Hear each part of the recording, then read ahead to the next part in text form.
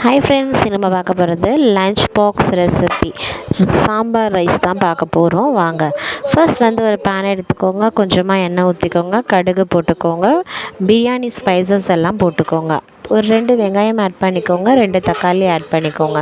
இது நல்லா வதங்கினதுக்கப்புறமா நம்ம இஞ்சி பூண்டு பேஸ்ட்டு கொஞ்சம் ஆட் பண்ணிக்கோங்க.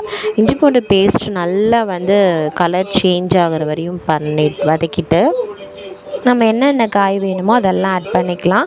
இன்றைக்கி நான் ஆட் பண்ணியிருக்க காய் பார்த்திங்க அப்படின்னா கத்திரிக்காய், பீன்ஸ், தக்காளி, பட்டாணி இதெல்லாம் நான் ஆட் பண்ணியிருக்கேன். கேரட், உங்களுக்கு என்னென்ன காய் வந்து சீக்கிரமாக நல்லா குக் ஆகும்னு நினைக்கிறீங்களோ அந்த மாதிரி காயை ஆட் பண்ணிக்கோங்க.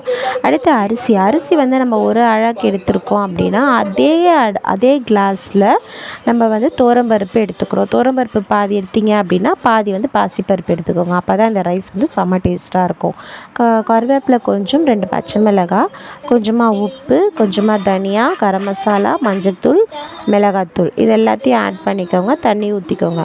ஒரு கொதி வந்ததுக்கப்புறமா நம்ம அரிசியை போட்டுக்கலாம். யூஸ்வலாக போடுற தண்ணியை விட கொஞ்சம் எக்ஸ்ட்ராவே போட்டிங்க அப்படின்னா தான் நல்லா உங்களுக்கு நல்லா குழஞ்சி சாம்பார் சாதம் டேஸ்ட்டாக வரும். நல்லா லாஸ்ட்டாக கொதி வந்து இறங்கினதுக்கப்புறம் 3-4 விசில் விட்டதுக்கப்புறமா தாளிப்புக்கு கொஞ்சமாக எண்ணெய் ஊற்றி கடுகு போட்டு காஞ்ச மிளகாய் போட்டு தாளிப்பு எடுத்திங்கன்னா டிஃபன் பாக்ஸ் ரெடி.